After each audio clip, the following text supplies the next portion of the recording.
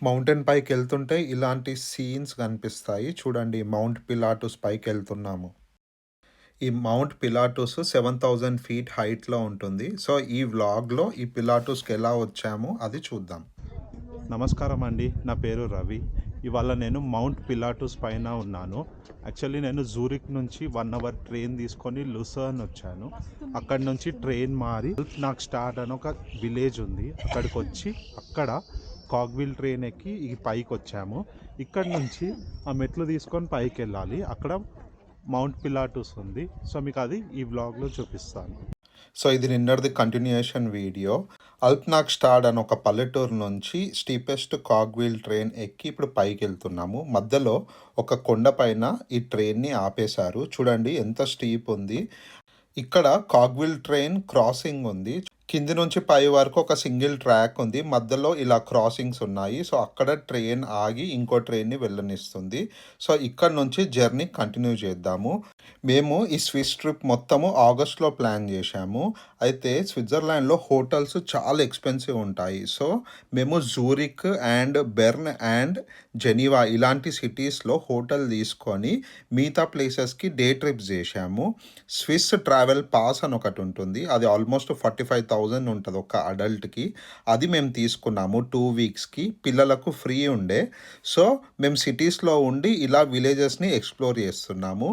So, మా ఈ 2 weeks Swiss పాస్‌లో మనము ఏ ట్రైన్ అన్నా ఎక్కొచ్చు. ఆల్మోస్ట్ అన్నిట్లో 100% ఫ్రీ ఉంటది. కొన్నిట్లో మాత్రము 50% ఆఫ్ ఉంటది.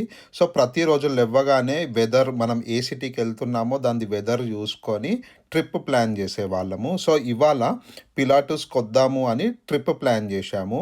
స్టార్టింగ్ మీరు చూస్తే మేము కిందున్నప్పుడు టెంపరేచర్ ఆల్మోస్ట్ 5 డిగ్రీస్ అలా ఉండే. కానీ స్లోగా కాగ్విల్ ట్రైన్‌లో పైకి వెళ్తున్న కొద్దికి టెంపరేచర్ పడిపోయింది. అండ్ చూడొచ్చు మొత్తం ఫాగ్ ఉండే. అసలు ఏం కూడా కనిపియట్లేదు. ఈ సమ్మర్‌లోనే ఇలా ఉంటే ఇక వింటర్‌లో అండ్ అదర్ సీజన్స్‌లో ఎలా ఉంటదో అర్థం చేసుకోండి. సో, ఎవరైనా స్విస్‌కి ట్రిప్ వస్తే మీరు అనుకున్నట్టు ప్రతిరోజు వెదర్ బాగుండదు. కొన్ని రోజులు మాత్రము వెదర్ చేంజ్ అయిపోతది. ఆ రోజు మీరు హోటల్‌లోనే ఉండాల్సొస్తది.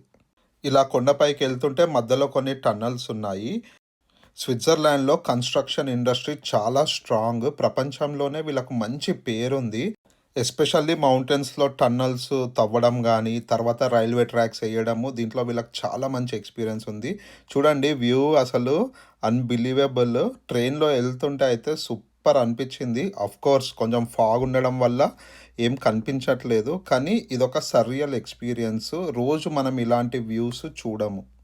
పిలాటుస్ మౌంటైన్ పైనుంచి సూపర్ వ్యూస్ ఉంటాయని నేను చదివాను. సో, నాకిది నా లిస్ట్‌లో ఉండే పిలాటుస్ వచ్చి అవి చూడాలని. ఈ ఫాగ్‌లో అయితే ఇక నాకు నమ్మకమే లేదు.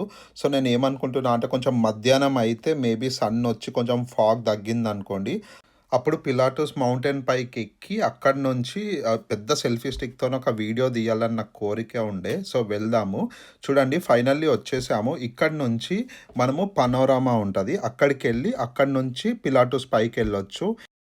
అక్కడ క్రియాన్స్ అని ఉంది కదా, అది సెకండ్ రూట్. ఈ మౌంటైన్ పైకి అక్కడి నుంచి కూడా రావచ్చు. ఇక్కడ టికెట్స్, హోటల్ ఉంది. ఇప్పుడు పనోరామాకి వెళ్దాము.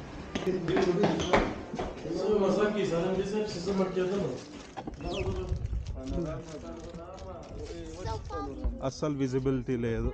అక్కడికి ఇక్కడికి చూడండి టెంపరేచర్ డిఫరెన్స్ ఎంత ఉంది. స్విస్ అంటే ఇట్లా ఉంటుంది. నిన్నంతా జూరిక్లో వర్షం పడ్డది. ఇప్పుడు మౌంటైన్ పైకి వచ్చాము. ఇక్కడ ఇలా ఉంది. మీరు చూస్తున్నారు కదా! అదే మౌంటైన్. దానిపైకి నేను వెళ్ళాలనుకుంటున్నాను. మెట్లు ఉన్నాయి. ఇలా మెట్లు ఎక్కుకుంటూ పైకి వెళ్ళాలా. పైకి వెళ్తే ఆ మౌంటైన్ ఉంది. ఈజీగా ఒక 200 ఉంటాయేమో మెట్లు. సో మేము ఏమనుకున్నామంటే ఫస్ట్ లంచ్ చేసుకొని లైట్గా పైకి వెళ్దాం. ఎందుకంటే వెళ్ళి రావడానికి ఈజీగా 2 అవర్స్ పోద్ది. ఆల్రెడీ 1 అవుతుంది. మేబీ కొంచెం సన్ వస్తే ఈ ఫాగ్ క్లియర్ అవుతుందేమో.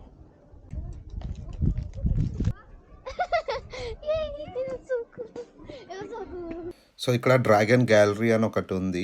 ఏంటంటే ఇట్లాంటి సైట్ సీయింగ్ ప్లేసెస్‌లో వెదర్ బాలేకపోతే వచ్చినోళ్ళని ఎంటర్‌టైన్ జేయడానికి ఇలాంటి మ్యూజియం టైప్ సెట్ జేస్తారు. సో, ఇప్పుడు మనకు చేయడానికి ఏం లేదు గాబట్టి అక్కడికెళ్తున్నాము. లంచ్ కొద్దిగా అయిన తర్వాత జేస్తాము. చూడండి దానికి ఎంట్రన్స్ ఇది ఫ్రీ ఉండే టికెట్. మేము కేబుల్ కార్ తీసుకున్నాం గదా! దాంతోనే లోపలికెళ్ళాము. లోపల ఇది డ్రాగన్ వరల్డ్ అని పిల్లలకు కొన్ని యాక్టివిటీస్ ఉండే.